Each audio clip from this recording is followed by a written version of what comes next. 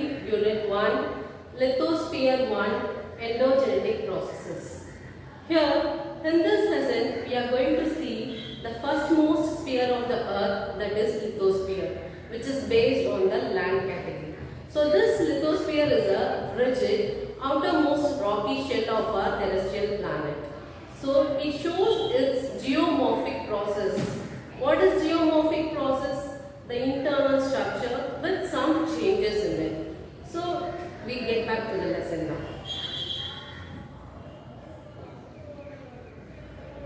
The sequential order of this learning objectives are, we are going to see the first, the various spheres of the earth. What are the structures of the earth? That is the internal structure or interior structure of the earth, rock and its type, and its geomorphic processes.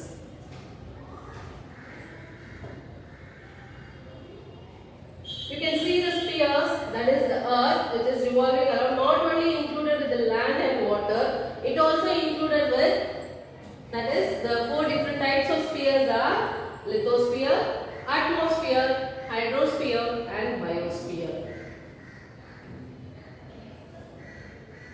So you can see the table also here. This lithosphere is a solid outermost part of the earth, whereas the hydrosphere is a watery part of the earth. This atmosphere is a gas which surrounds the earth, and biosphere is where the life exists. So all these four spheres contribute the spheres of the earth. Now we'll move on to the structure of the earth now. The earth is the only universal planet which exhibits the life. Not only life, it also includes with other categories like the other spheres. So now we are moving on with the lithosphere part. So this lithosphere is divided into, that is the interior part of the earth is divided into three categories, that is the crust, the mantle and the core. So here you can see the diagrammatic pictures of that structure of the earth. This is the outer structure. When that structure is categorized, this is the outer crust, the skinny part of the layer earth. And then this is a mantle, which is always added good combination with the crust. Next, this is an outer core and this is an inner core. This is almost the exact part of the structure of the earth. When it is divided into two halves, it shows this shell picture. Now we'll move on to the first topic, that is the crust. The crust is the outermost part of the earth, that is the skinny layer of the earth. It is also called as a skinny layer of the earth. It ranges from 5 to 30 kilometer thickness. The thickness of that layer is 5 to 30 kilometers. The nature of this crust is solid, rigid layer, thickness greater or below as the continental crust as well as oceanic crust. This crust region is divided into two categories, that is the continental crust and oceanic crust.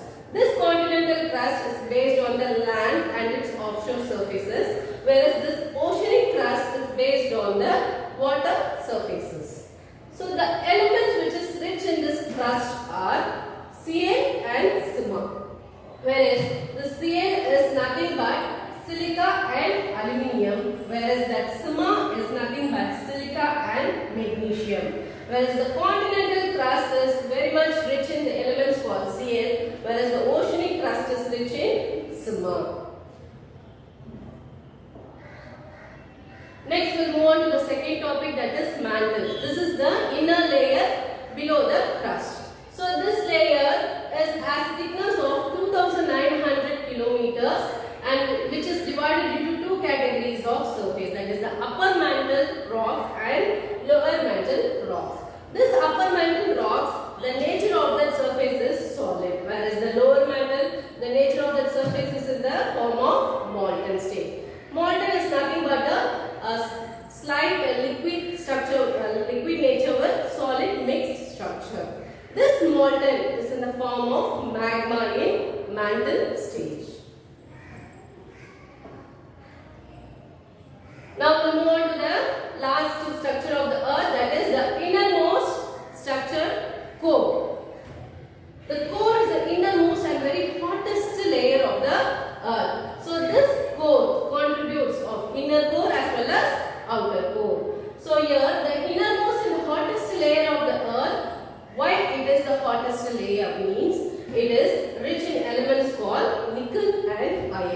whereas the iron contributes Fe here, that is 9. This iron, presence of this iron in a large quantity make this core region as an to act for the Earth's gravitational force.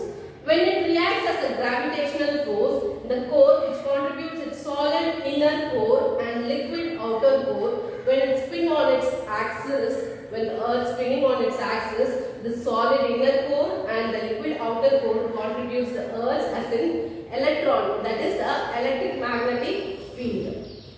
So this magnetic field which functions as a magnetic compass in their directions. Now we will move on to the next category, that is rocks. So you would have known about rocks in your lower classes. So the rock is nothing but the hard stony substances or hard rigid substances. Here this rock is a storehouse of the crust. That is, the crust is the storehouse of the rocks. How these rocks are formed? They are formed by the aggregate minerals on the Earth's crust is called rock. This aggregate minerals means it includes all the living fossils, that is the dead and decayed fossils with other compressed natures. Everything includes under aggregate minerals. So this rock are in two forms, that is a hard rock and soft rock. This hard rock is nothing but the example is granite. The soft or clayey nature of rock is example as sand. So this rock is divided into three categories, that is igneous, sedimentary and metamorphic rocks. So first we are moving on to the igneous types of rocks. This rock is almost called as a primary rock. So this rock, the igneous, name is derived from the word Latin. So its form of ignis. That is, the meaning is fire. So it occurred from fire. So where it may be occurred when there is an explosion of the magma from the Earth's layer. When a mantle heats up, when it gives a high pressure, the explosion comes out as a magma, and the magma flows as a form of lava. This lava settles down on the surface of the Earth and it gets hardened and hardened by day to day, and then it forms like a primary rock. That is the example of igneous rocks. So that is when the hot molten material called magma, when it reaches Earth's surface, is called lava. When it cools down and gets solidified as igneous rocks, and it is also called as a primary rock or a mother rocks. So this igneous rocks is also called as a mother rock.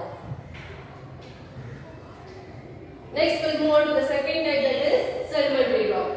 This word is also derived from the Latin word, that is sediment or settle. So here this rivers, glaciers and winds carries the bits of rocks and soils and deposit them on the seashores or the land surface. These deposits gets to settle down and they sediment on the land. So when they are settling down on the land, later by years and years and millions and years ago, this settlements gets hardened and they also become as a rocks.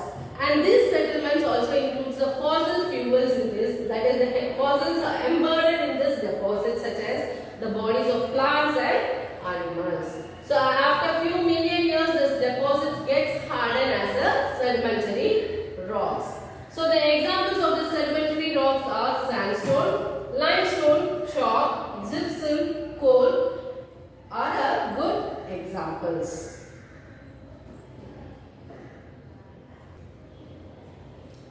Now we'll move on to the metamorphic rocks now. So here you can see the last type of rock, that is, it is a word which is derived from Greek.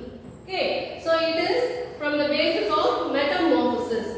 This metamorphosis is nothing but a range of cycle or a change of form. Okay, so it is a Greek word metamorphic from metamorphosis, which shows a change of form. The rock which changes its nature and happens to be the other type of rock. So that is a good example of this metamorphic rock, where igneous and sedimentaries are subjected to extreme heat. When both other two types of rocks are subjected to extreme heat, they change. They complete change happening in their cycle, and there happens to be the formation of metamorphic rocks. The examples are granite to genesis, basalt to schist, limestone to marble and sandstone to quartzite.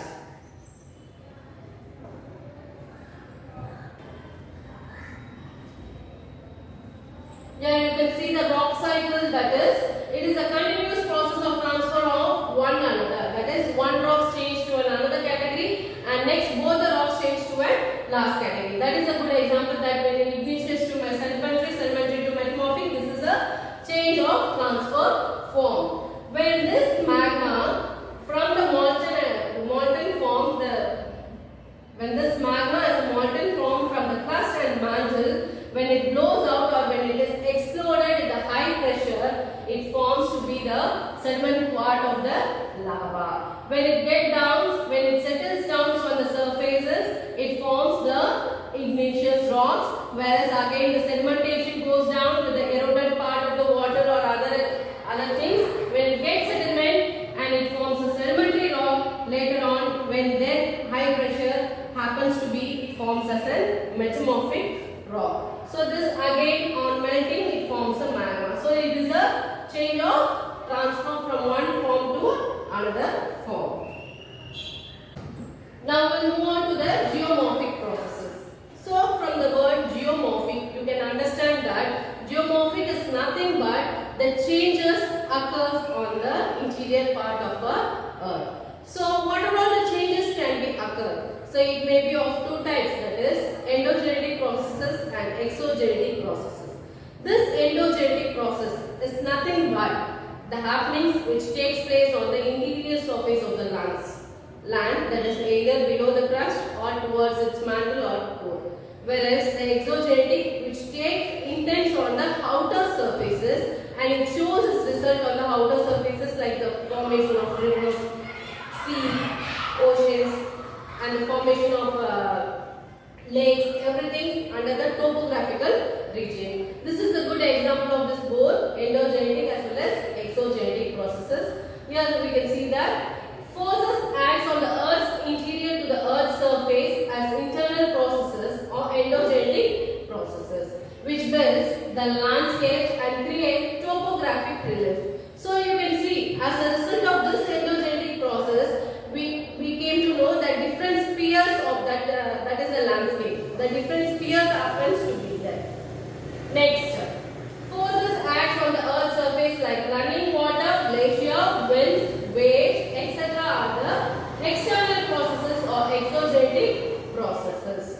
So this happens, this glaciers, winds, waves which erodates on the land surface tends to change it. That is the good example of external processes or exogenetic processes. So as a result of this, the low elevated plains and shapes of landforms are created by the internal process of the earth, that is endogenetic process. So this internal process, how they are created? This internal process generates the heat and ejected materials from the deep below the earth crust. So when the change is happening in the internal processes, how it happens is when the heat is ejected by the internal part of the material from the crust. So it shows a good example of internal radioactivity. So that is the principal source of this internal processes. Now we move on to the plate tectonics.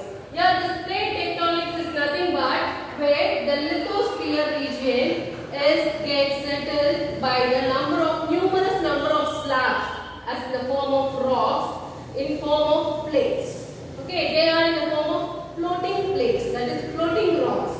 So that is a good example of it, that is the plate tectonics is of two categories. One is the major plates and another one is the minor plates. This plates that is floats independently over the mantle. So how this plate tectonic movement occurs? It's nothing but the collision. When there is a collision, when they meet together or when they collide with each other, there is a differentiation in the formation of plate tectonics. This collision of this plate produce mountain ranges and other irregular surfaces on both land and ocean floor. So what is the phenomenon of this plate tectonics is when there is a collision appears, or when there is a changes in the plate tectonics, definitely there is a formation of new landscapes or any ocean flows happens to be. So here, the movement of this tectonic plates is due to the thermal energy from mantle results in earthquake and volcanic activities. So when there is a changes in the plate, that is a tectonical plate, it's how does it happen? Means due to the expose of thermal energy. So as a result of thermal energy from the mantle, it results in volcanic eruptions or earthquake occurrence. So the types of plate boundaries. So what are the types of plate boundaries? Here are convergent boundary, divergent boundary, conservation or transform boundary.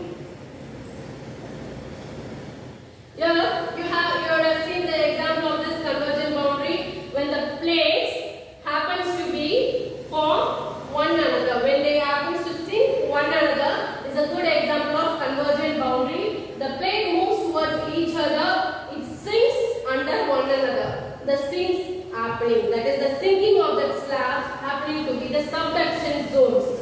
So here you can see it may sink one by another and it forms a subduction zone here. As a result, the unfold mountains of form. So a good example for this convergent boundary is Himalayas. Now we'll move on to the divergent boundary. So from the name you can understand it gets diverted. So here the slabs get diverted, that is the plate gets diverted with each other and the plate pushes away from each other as the magma pushes up from mantle. So when it forms, a good example given for that is Mid-Atlantic Ridge. Now the last boundary plate, that is conservative or transform boundary. Here the plate slides horizontally. So when it slides horizontally and pass each other, it gives an example of, that is a San Andreas fault. From this picture you can see the formation of the mountains. This San Andreas fault is located in California.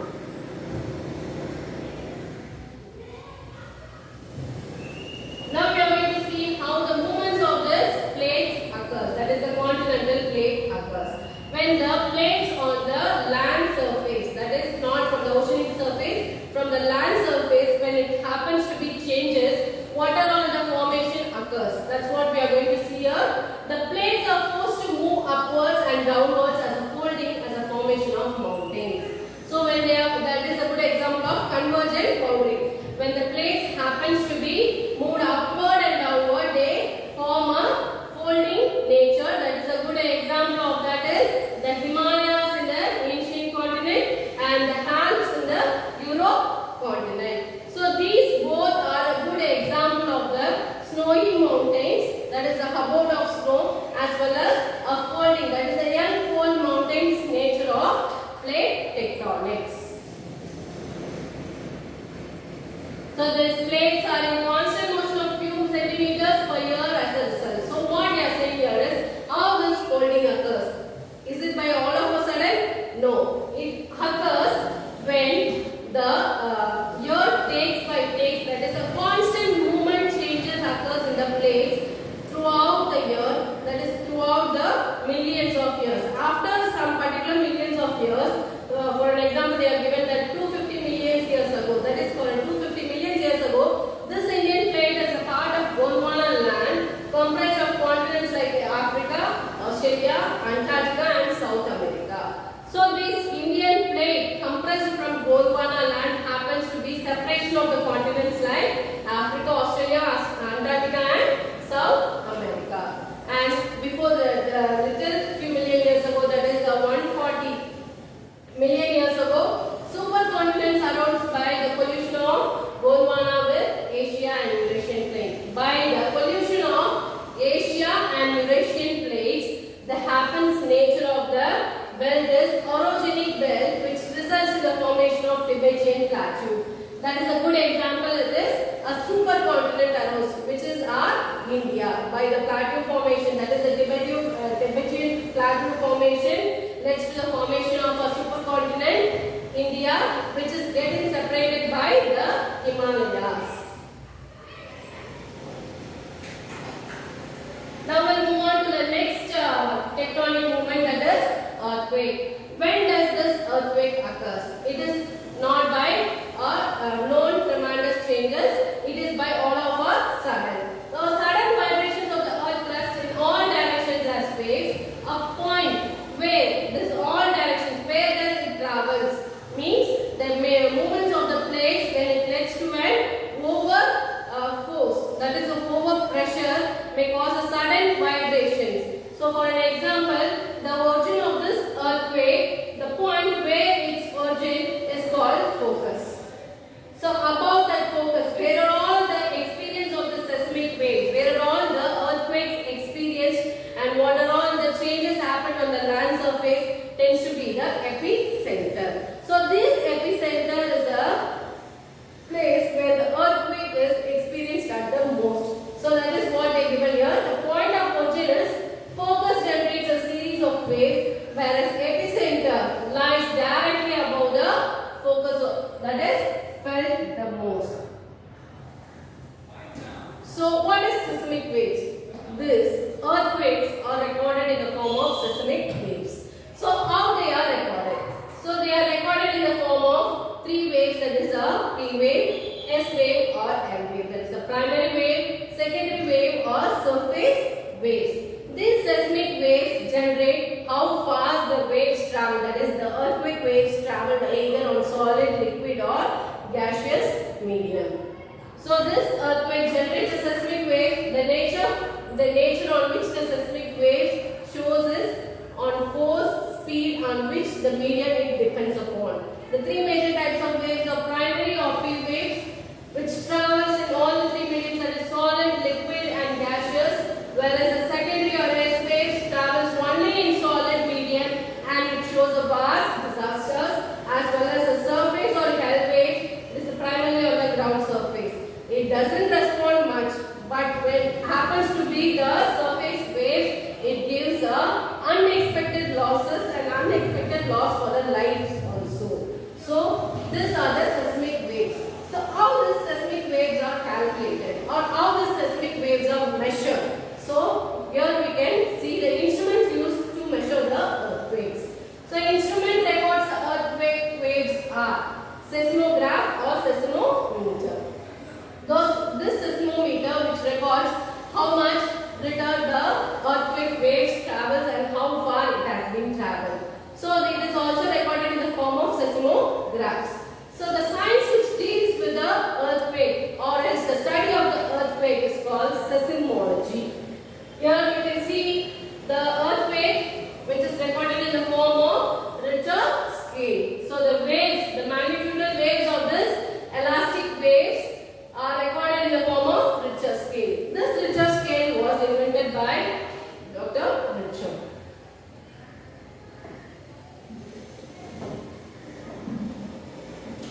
So you can see the picture of the earthquake.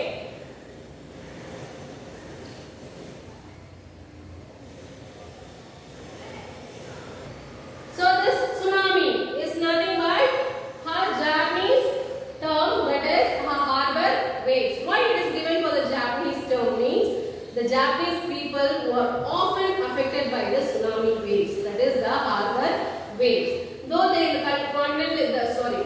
the land is located in the Pacific Ocean, they comes under the zone of Pacific Ring of Fire. So it happens to be always a disastrous zone. So the one of the most disaster happens often in Japan is this tsunami. So that's why it is given as a harbor waves.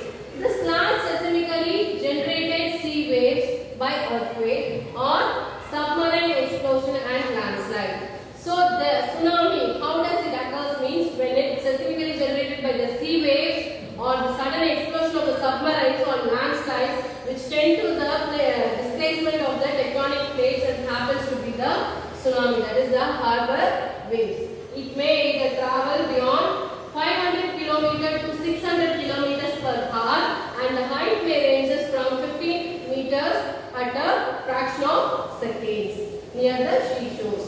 So you can see the picture also there.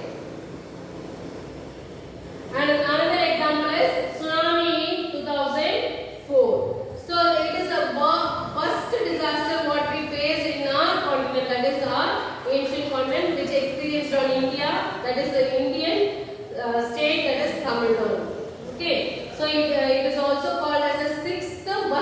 disaster, that is the deadliest natural disaster in the world. So this tsunami in 2004 occurred on Indian Ocean, where it occurred on Indonesian islands, Sumatra Island, and later on it traveled. That elastic waves traveled and traveled and traveled and reached nearly by 7 hours to affect the Tamil Nadu region. That is, it affected the Chennai.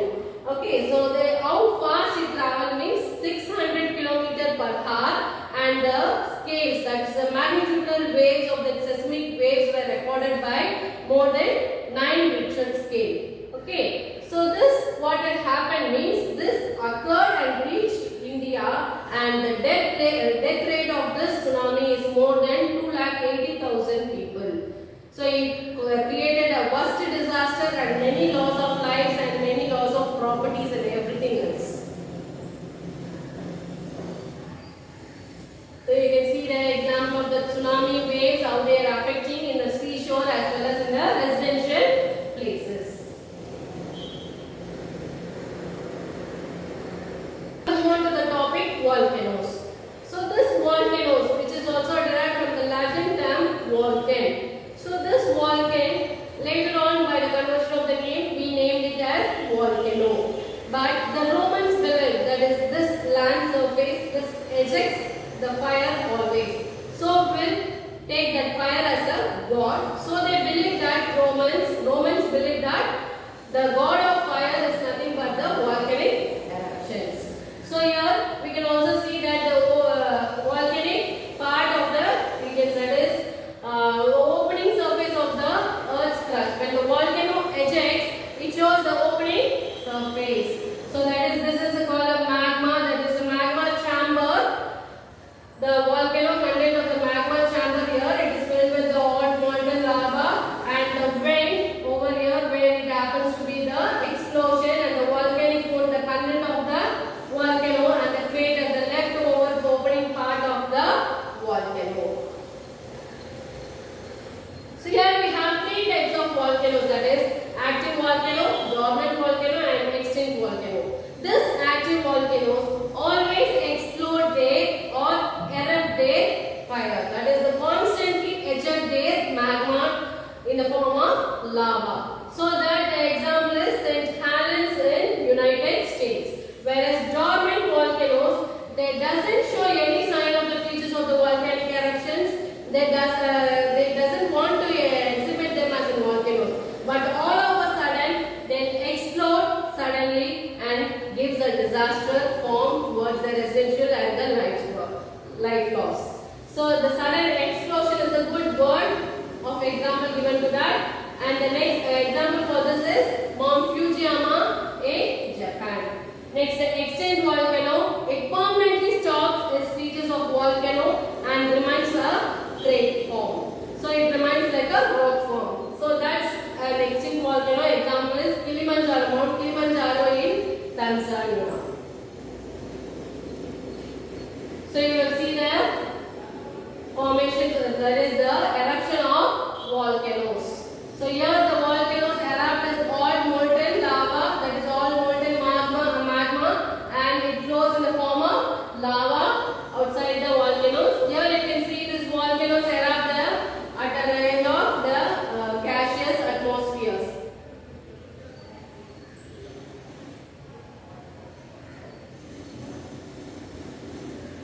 This is an example of active volcano, that the volcano erupts frequently. Here the dormant volcano is as a beautiful tourist spot. Later on it shows a sign of eruption. Here you can see the extinct volcano.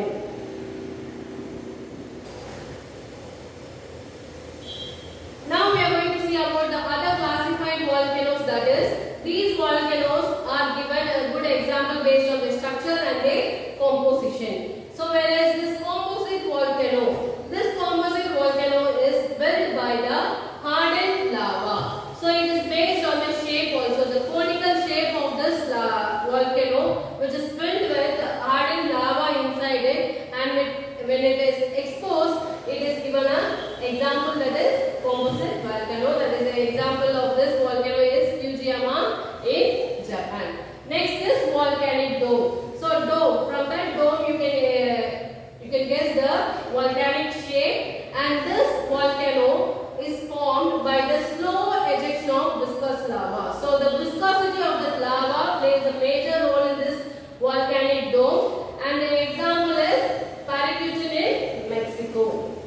So the next is the shield volcano. The shield volcano is where the interior part of the magma chamber is filled in the shallow region. That is, the shallow deposits a flow of lava in all directions.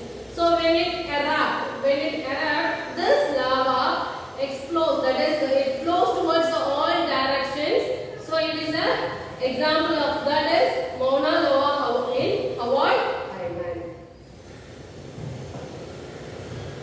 Now we move on to the distribution of earthquake and its volcanoes. So the good example of the earthquake zone, that is the earthquake zone and the volcanic zone, which shows its most tremendous seismically waves and volcanic eruptions, is Circum-Pacific Ring of Fire, which is placed in the Pacific Ocean. So this is a good example of the volcanic eruption zone as well as the earthquake zone. Often this ring of fire is affected by the disaster zones. The other good examples are also mid-oceanic ridges, mid-continental plates, and alpine Himalayan belts. So now we are going to see about the constructive effects and destructive effects of volcanoes. This constructive effects is nothing but the effects of volcanoes, volcanic eruptions, which are useful to our living beings, whereas the destructive effects, which shows harmfulness towards our living beings. So first is the soil fertility. The exalted ashes from the lava and the mineral salts and everything which is exerted from the molten lava, which settles on the ground and enhances the soil fertility. So that ashes are more rich in mineral deposits and it is more useful in agricultural processes. Next, it also generates that heat in the lava region generates a geothermal energy, and it also shows that active volcano and dormant volcano, which shows the attractive tourism spots. And the materials left over by the volcanic eruptions were also used in building construction purposes. Next, now we are moving on to the destructive effects when the volcanic eruption appears. How does it appear? By the process of earthquake, mudfalls, that is the landslides, floods, and rockfall. This happens to be the changes in the landform and tends to erupt the volcanoes. So this also affected by the other regions of the land. Next is causes respiratory problems. So the ashes and the smoke and all other dust left over after the explosion of the eruption of the volcanoes causes the respiratory problems towards the residential places, and it also affects the weather conditions and transportation. So here you can see the example of this Pacific Ring of Fire. This is a Pacific Ocean in a world map. Okay, so the Pacific Ocean, which is always a disaster zone. So here you can see the fire part as a picture. Okay, so it is a disaster zone which always causes the volcanic eruption. This volcanic eruption also intends to form the earthquake, or else this earthquake intends to form the volcanic eruption. It is a disaster prone zone. Yes, with this we come to an end of this session. I hope so you understood the lesson, and will meet